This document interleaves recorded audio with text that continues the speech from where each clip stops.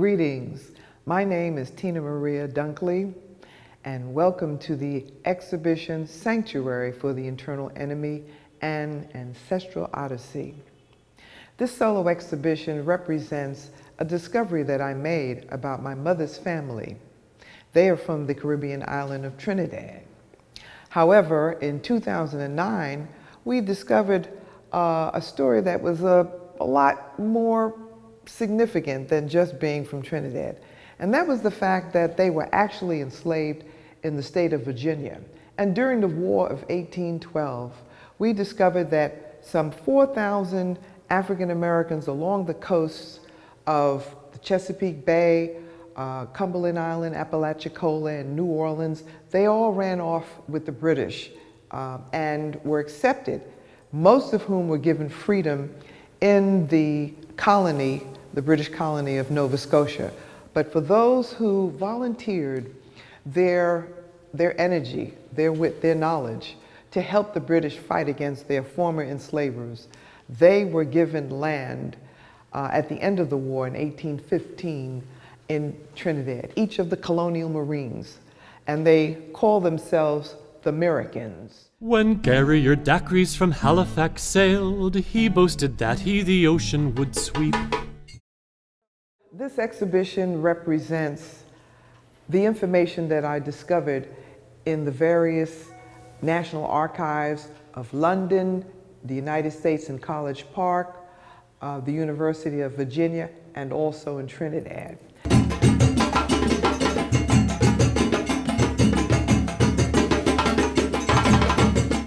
And this piece, because I wondered about, well, what did these people look like?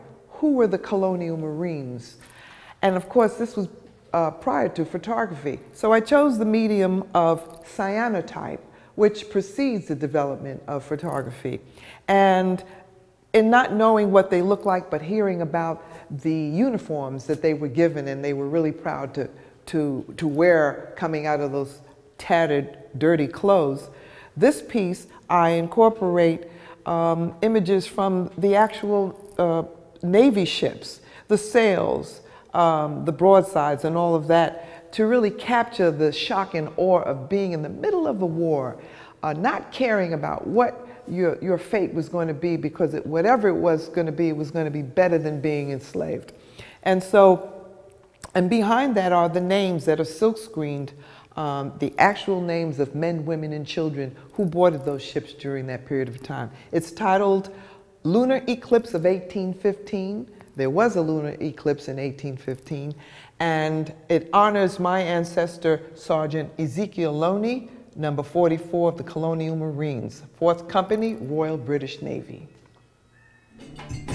American seamen as well as our yeomen will fight for the flag of their nation. This piece is titled Homage to the Americans in the Company Villages. And it's a strip quilt, and I wanted to use the form of strip quilting because it is specific to African American culture as a narrative form of telling a story. And I've used marbleizing, silk screens, as well as some lithographic methods to create the different panels in this particular piece. And I end with shapes that are cut in the form of sails with the names of the people that I found, their names on the muster list in the National Archives of London. They are silk screened onto those areas.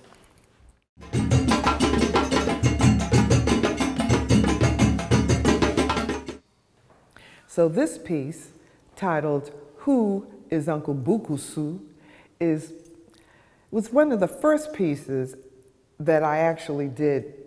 And it's tied to the name Bukusu, who turns out to be a great uncle of mine, actually a great uncle, because it was my mother's great uncle.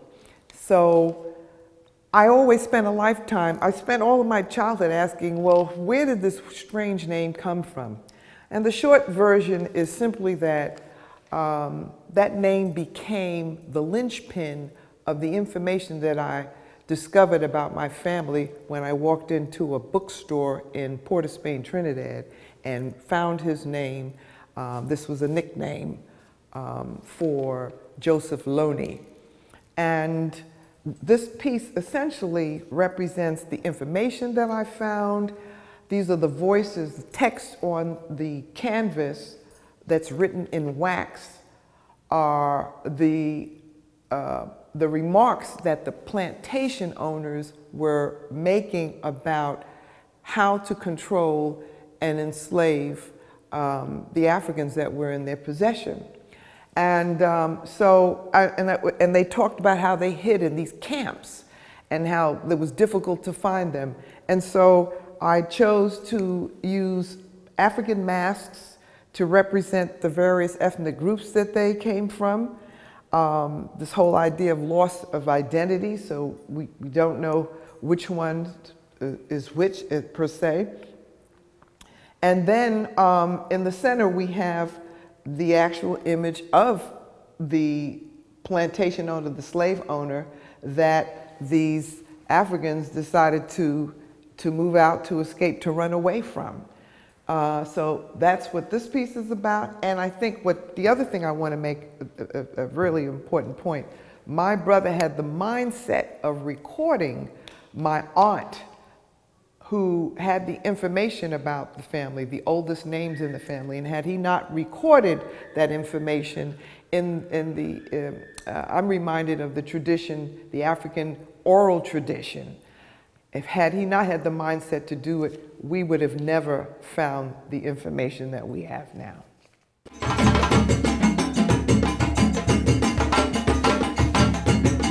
And now I'd like to speak about a piece based on a story that a gentleman told me, a descendant from the Americans, about his family and how they kept their traditions alive. And it's about a sign that his great aunts insisted that they place on their houses in the community. And that sign read, Ibuta Meta House. And he said that his aunts said that it meant house across the water. And I said, house across the water? Well, that's interesting. I said, did you ever search it on the internet? Did you ever put it into the search engine and Google it and find out? He says, no, I never did that. So on my return to a hotel, I decided to look it up, and voila, it came out on the coast of Lagos, Nigeria, just outside of Lagos, on the beach there in the territory. And essentially it means 3 landings, sort of where there's an intersection. And I was really ecstatic because the idea that his people really wanted the family members, their descendants, to remember from whence they came when they were enslaved and picked up off the continent of Africa. And that's why they were insisting that they put these signs on in their homes. And so I created an idea of a sign that I would probably want to have on my home with images of people during their August event where they celebrate the actual settlement in August 20th every year. They have a midnight march. And so there we have it. Google meets Shango at the Ibuta Meta House.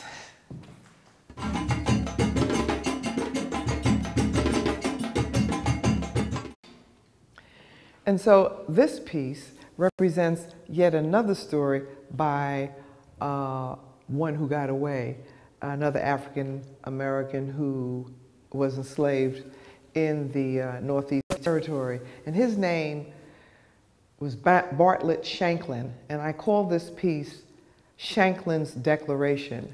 And what happened was, after he escaped, some 6 years later, he decided to write a letter to his master telling him how horrible he was to him. And I'll just read a couple of lines. Sir, I take this opportunity of writing these lines to inform you how I am situated here.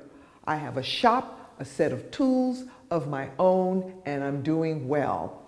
And he goes down later to say that he's been able to make gold and silver. And he says his master treated him very ill, and he just totally, of course, he treated him as he perceived him to be. And at the end he says, P.S. My love to all my friends, I hope they're doing well. And this is in May of 1820. And the idea and the reason why this letter survives is because the plantation owner used it as reparation claims to send to the British for the property, quote unquote, property that was taken. And so I wanted to do a quilt in the formation of a flag, US flag. And of course, as you can see, instead of the stars, I have enlarged the chain. But at the bottom, I have here a piece from a mud cloth that has some gold embellishment that signals the idea that he was successful in his quest for freedom. I'm Tina Maria Dunkley, the artist of this multimedia exhibition, and I'm delighted that you were able to join me today to learn about the Americans.